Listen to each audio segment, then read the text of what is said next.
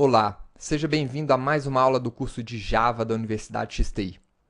Nessa aula, veremos como hardware e software interagem entre si. Estudaremos a organização dos computadores, os tipos de computadores, para que servem as CPUs. Veremos com um pouco mais de profundidade as linguagens de programação, o funcionamento de compiladores e o que são sistemas operacionais. Na aula passada, nós vimos que os computadores podem realizar uma série de cálculos.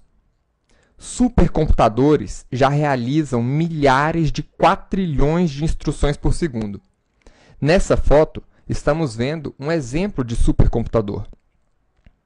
Para colocar essa capacidade de realização de cálculos em perspectiva, um computador de quatrilhões de instruções por segundo, como esse, pode realizar mais de 100 mil cálculos por segundo para cada pessoa do planeta.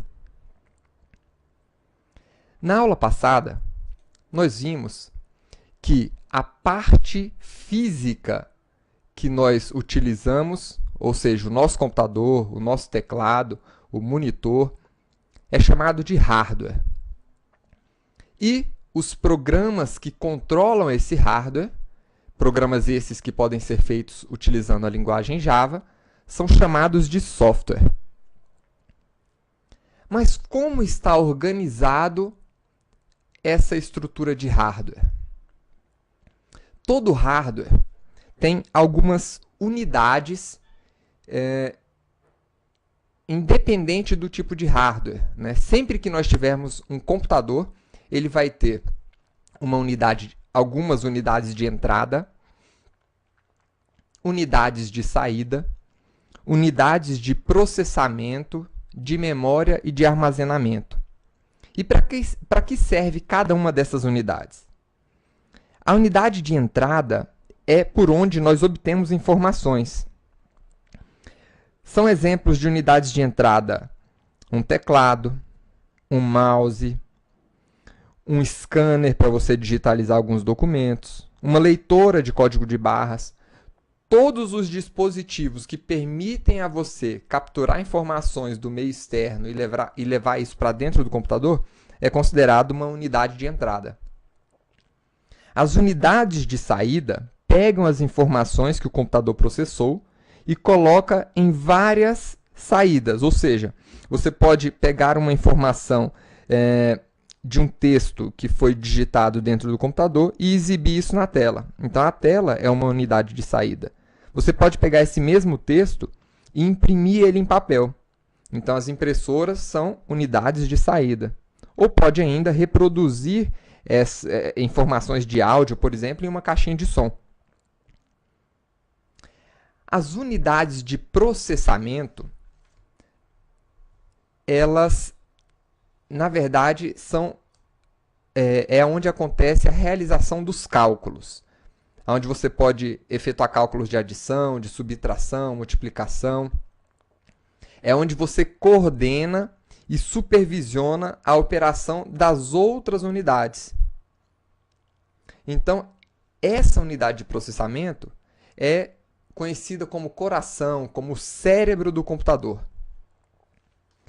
A memória, a unidade de memória, que é comumente chamada aí de memória RAM, ela é utilizada para um armazenamento e acesso rápido de informações. Nessas unidades de memória, quando você desliga o computador, você, em geral, perde as informações que você armazenou dentro dela. Por isso, essas unidades de memória são chamadas de voláteis. Agora, todo aplicativo, todo programa que está rodando no seu computador está utilizando essas memórias voláteis, ou essas memórias RAM. E você também tem a unidade de armazenamento. As unidades de armazenamento são o que nós conhecemos como HDs, ou disco rígido, né? Então, nessa unidade de armazenamento, mesmo que você desligue o seu computador, a informação continua ali. Então, vamos dar uma olhada aqui em um computador. Nesse computador, nós temos aqui uma unidade de saída, né, o monitor, nós temos uma unidade de entrada aqui, que é o teclado, o mouse, e nós temos aqui o que nós conhecemos como a nossa unidade de processamento.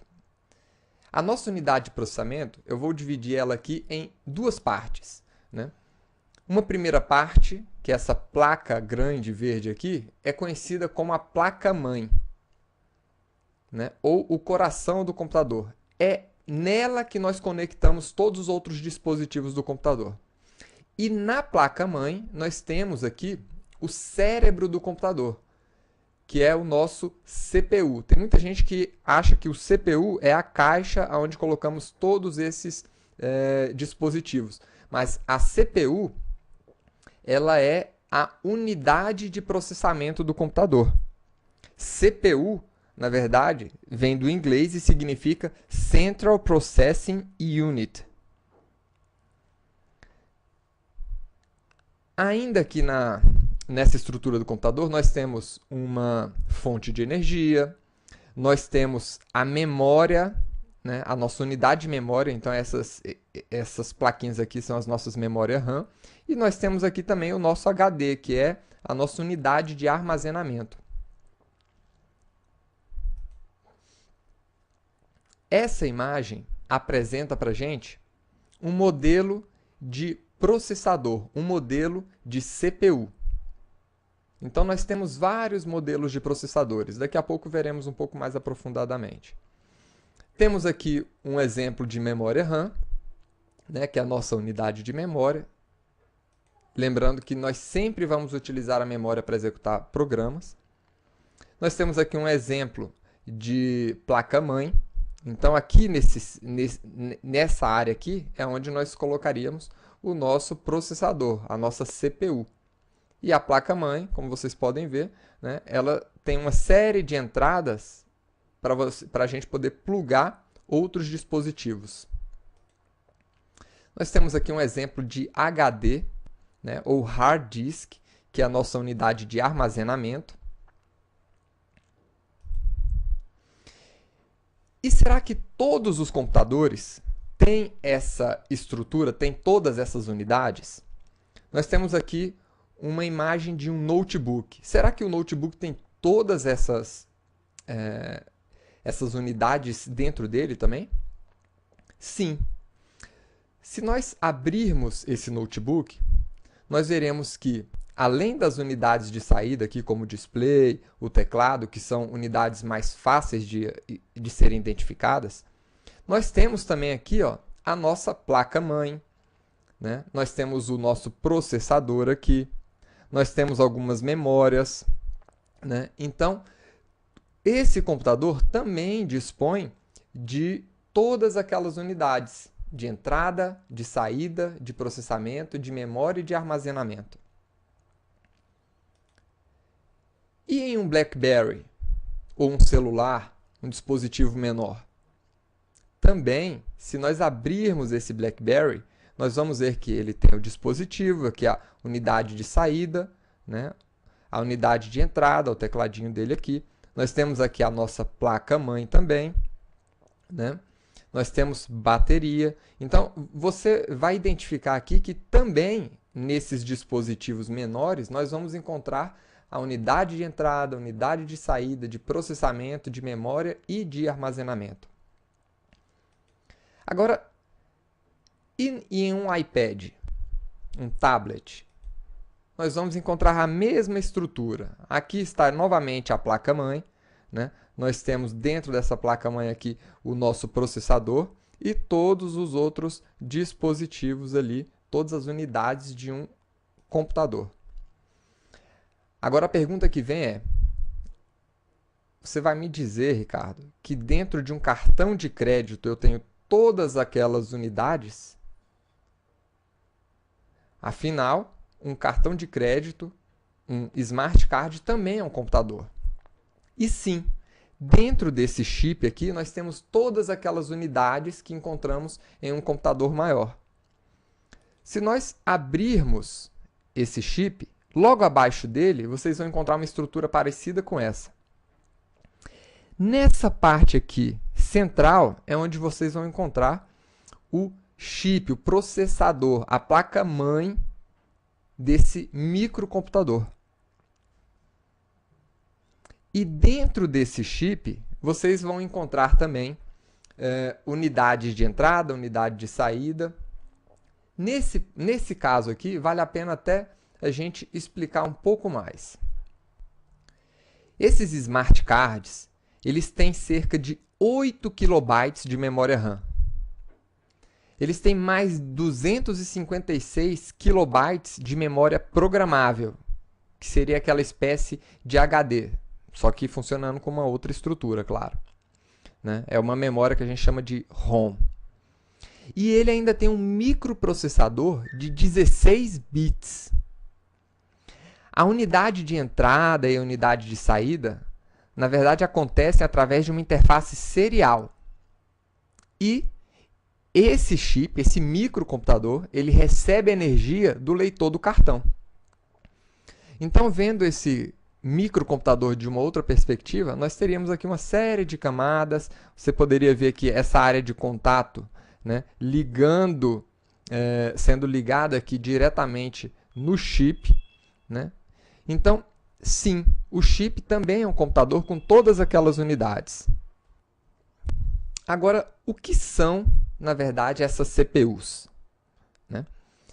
Essas CPUs, ou Central Processing Unit, ou Unidade Central de Processamento, a função principal das CPUs, e aqui eu vou mostrar novamente a imagem da CPU, né? A função principal delas é executar sequências de instruções que nós chamamos de programas. Então, os programas, eles são representados por uma série de números que são mantidos na memória do computador. Então, a linguagem que a CPU entende, e nós temos vários tipos de CPU, essa aqui, por exemplo, é um exemplo de CPU do iPhone. E eu tenho aqui uma mini CPU, né, utilizada ali nos smart cards e em outros dispositivos menores. Então, a linguagem que esse equipamento, que o coração do computador entende, é chamada de linguagem de máquina. Então, os programas feitos nessa linguagem são escritos na forma binária, ou seja, usando 1 e 0. Só esses dois caracteres. Esses números, eles representam os valores físicos ligado e desligado, baixa e alta tensão. Como esses dispositivos funcionam com energia elétrica, então esses são os únicos valores físicos que eles conseguem entender. Então, como esse processador ele é um dispositivo digital, ele vai acabar reconhecendo apenas informações binárias. Então, tudo que o processador processa, música, vídeos, programas, tudo está no formato binário, ou seja, é composto de zeros e uns. Então, se a gente estivesse visualizando aqui um programa de computador, na forma que ele entende, né, todos os elementos, tudo que está sendo construído dentro do computador é com esses caracteres, 0 e 1. Agora, imagine a dificuldade de se programar, né, de se fazer um programa utilizando apenas 0 e 1. A chance de você fazer alguma coisa errada, de esquecer um 0, esquecer um 1 ali no meio do caminho é muito grande. Então, é por isso que as linguagens elas evoluíram, né, e você pode ficar tranquilo. Java é muito mais fácil de programar do que em 0 e 1. Agora, por enquanto, nós vimos apenas a parte do hardware. Vamos trabalhar aqui, vamos entender um pouco mais sobre os programas de computador. Os programas de computador, eles são escritos em linguagens de programação. E nós temos alguns tipos de linguagem de programação. Nós temos a linguagem de máquina, a linguagem assembly e a linguagem alto nível. Eu vou mostrar uma outra imagem aqui para vocês, né? Então, o que acontece? Qualquer computador ele pode entender diretamente somente a sua própria linguagem de máquina. Essa é a linguagem natural do computador. Tá? Então, essa linguagem ela vai ser definida pelo design do hardware, pelos dispositivos que você tem ali, qual o processador que você está utilizando no seu computador. Tá? E essa linguagem, como já foi dito, ela é representada pelos caracteres 0 e 1. Pode ser representado por outros números também, mas no final das contas, né, o que o computador vai entender vão ser esses caracteres. Então, as linguagens de máquina elas são dependentes da máquina que você está usando. Então, uma linguagem particular de máquina ela pode ser utilizada apenas em um tipo de computador.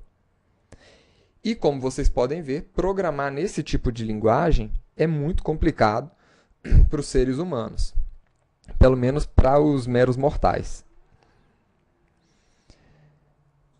A programação na linguagem de máquina ela era um processo muito lento. Por incrível que pareça, algumas pessoas já programaram nesse tipo de linguagem no passado. Tá? E, em vez de utilizar as strings de números que os computadores poderiam entender diretamente, os programadores começaram a utilizar abreviações em inglês para representar operações elementares. Essas abreviações formaram a base do que a gente chama de linguagem assembly. E, como essa linguagem ela não é entendida diretamente pelo computador, foi necessário que os programadores criassem programas para traduzir essa linguagem, chamada de assemblers, né, em linguagem de máquina, para que o computador pudesse reconhecer. Então, embora esse código ele seja muito mais claro para os seres humanos, né, load 1, add 2, add 3, ou seja, carregar o número 1, adicionar 2, adicionar 3, né? Passou a ser necessário essa tradução de linguagem.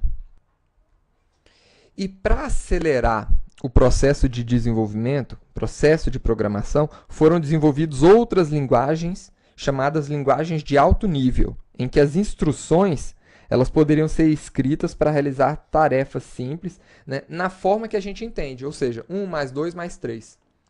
Então, todas esses três tipos de instruções que nós estamos vendo aqui, representados aqui em linguagem de máquina, em linguagem assembly, em linguagem de alto nível, né, é a tradução em programas de computador para essa seguinte instrução aqui que nós vemos em português. Guarde o valor 1, acrescente ao valor 1 o valor 2, acrescente ao valor 2 o valor 3 e assim por diante. Né? Então,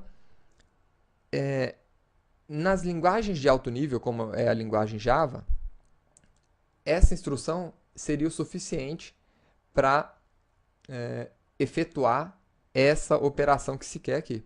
Enquanto que a máquina ela precisaria desse código para efetuar a mesma operação. Nesse ponto, eu gostaria de apresentar para vocês um vídeo que mostra um pouco sobre como é que funciona esse processo, né, de tradução. Imagine o seguinte, imagine que você obteve um texto em japonês e você não conhece esse idioma, mas felizmente você tem um colega japonês que pode te ajudar. Você poderia se encontrar com esse seu amigo e pedir que ele lesse para você o que está escrito no texto. Isso resolveria o problema. Mas se você tiver a intenção de ler o texto novamente, em outra ocasião, teria que chamar o seu amigo de novo, o que definitivamente não faria ele feliz. Uma outra opção melhor, nesse caso, seria pedir ao seu amigo que escrevesse uma tradução do texto para você. Uma vez de posse do texto em português, você poderia relê-lo quantas vezes quisesse, sem precisar traduzir novamente aquele texto. Então, aqui nós vemos o seguinte: qual é a tradução que é necessária para o computador entender esse código? Nenhuma. E para o computador entender esse código em assembly? Você vai precisar de um tradutor assembly para converter esse código nesse tipo de código. E nas linguagens de alto nível? Você vai precisar de um tradutor chamado compilador que converte essas instruções em alto nível para as instruções em código de máquina. Então, o que o compilador faz é muito parecido com esse trabalho de tradução que um japonês poderia fazer para o idioma português. Ele traduz um programa escrito em uma determinada linguagem de programação para a linguagem de máquina. E depois da compilação, você obtém um programa que o computador sabe executar por conta própria, sem precisar mais do compilador. Ou seja, você obtém um programa executável naquela máquina. Então vamos ver aqui essa animação bem rápida, né, que está aqui no site comoaprenderjava.com, que é um site de um colega meu, e que apresenta de forma também muito didática esses conceitos iniciais aqui para quem está começando a programar em Java. Então você tem um programa e o compilador C vai começar o seu trabalho. Ele vai criar um arquivo executável em linguagem de máquina vazio e vai ler a primeira linha do programa que ele está convertendo. Vai traduzir essa linha para a linguagem de máquina e escrever o código de máquina traduzido para a linguagem de máquina. Vai ler a segunda linha, fazer a tradução e escrever novamente no arquivo que vai virar o programa final. E, por fim, vai ler a última linha de código e imprimir a tradução novamente naquele arquivo. No final, né, você vai ter esse arquivo pronto e você não vai mais precisar do compilador, porque o compilador vai entender diretamente, junto com o processador, esse programa que foi criado. Porém, esse arquivo não pode ser executado por outros processadores que não compreendem a mesma linguagem. Ou seja, imagina que você vai agora querer rodar esse programa em um outro computador. Isso não é possível, né? Para isso, aquele programa original ele vai ter que ser compilado novamente nesta outra máquina. Então, aqui está sendo apresentado o processo para construir esse programa agora para uma outra máquina, representada aqui pelo IA64. Então, é assim que funciona o trabalho dos compiladores. Na próxima aula, nós vamos aprender como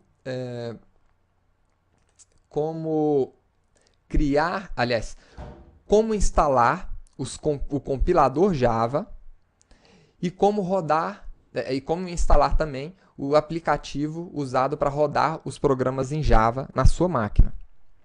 Tá? Agora que nós vimos já como funciona o hardware e um programa de computador, vocês podem ver aqui que existe uma outra unidade importante, que é o sistema operacional, né? Então, tudo isso aqui envolve o seu computador. O usuário ele acessa um programa de computador que, através do sistema operacional, faz algumas chamadas aos recursos de hardware do seu computador. Então, o que é esse sistema operacional? Vamos dar uma olhada aqui. Nós já vimos que o seu processador ele executa programas. E os processadores entendem apenas os programas construídos na linguagem de máquina daquele computador. Agora, um ponto interessante é que para programas bem simples, ou computadores bem simples, na verdade, o processador é suficiente para a execução de um programa. Então, por exemplo, no seu micro-ondas, você pode construir um programa que acesse diretamente aqueles recursos, aqueles dispositivos do equipamento, do micro-ondas. Mas imagine um computador mais complexo, né? A maioria dos computadores é bem mais complexa do que um micro-ondas. Pense aí nas centenas ou milhares de modelos diferentes de discos rígidos, de placas de som, de placas de vídeo, né? Placas de redes, monitores. Então você tem vários tipos de dispositivos que você pode plugar nesse seu computador. Então, se você tivesse construindo um programa que precisasse acessar uma placa de vídeo para mostrar alguma informação, né, só isso você já precisaria entender como é que aquela placa de vídeo funciona, quais são os comandos daquela placa de vídeo. E se esse seu programa tivesse que suportar vários modelos de placa de vídeo, né, a complexidade do seu programa ia aumentar consideravelmente. Agora, imagine que além das placas de vídeo, você tivesse que gerenciar memória, disco rígido, a placa de rede. A complexidade desse seu programa seria absurda. Então, é para isso que servem os sistemas operacionais. Então, o sistema operacional é, na verdade, uma camada utilizada pelos seus programas, né, para acessar todos aqueles dispositivos que estão no seu computador, sem que você tenha, né, que conhecer as regras, conhecer as funções de cada um. Então, com o sistema operacional, fica muito mais simples a sua programação. Você simplesmente fala que quer imprimir alguma coisa na placa de vídeo, independente da placa de vídeo que está instalada no seu computador, o sistema operacional executa aquela operação para você. O sistema operacional também é um programa de computador, né? E ele é a base para outros programas. Na verdade, sem o sistema operacional, o seu programa só funcionaria se você reiniciasse o computador, se ele fosse autobootável. Não vou entrar aqui muito nessa questão, mas existem vários sistemas operacionais aí no mercado. Você provavelmente está utilizando um desses sistemas operacionais. Existe aqui o sistema operacional Windows, os sistemas Linux, os sistemas Unix e os sistemas da Apple. Esses são os principais. Aqui em cima eu estou apresentando alguns sistemas operacionais de dispositivos móveis. Nós temos aqui o Android, o BlackBerry, o Windows Mobile, o sistema operacional do iPhone, né, e o Symbian OS. Então esses aqui são exemplos de sistemas operacionais para celulares, para tablets, né, para Blackberries. E aqui embaixo, nós estamos vendo alguns sistemas operacionais baseados em Unix, como é o Solaris, e outros aqui baseados no Linux. Então, pessoal, essa aqui é foi uma rápida introdução à organização dos nossos computadores e como funcionam as linguagens de programação. Vejo você na próxima aula, tá? E na próxima aula nós vamos aprender como instalar o compilador Java, a JVM, né, o programa para executar um programa em Java, e como é que a linguagem Java funciona de verdade. Até lá, pessoal!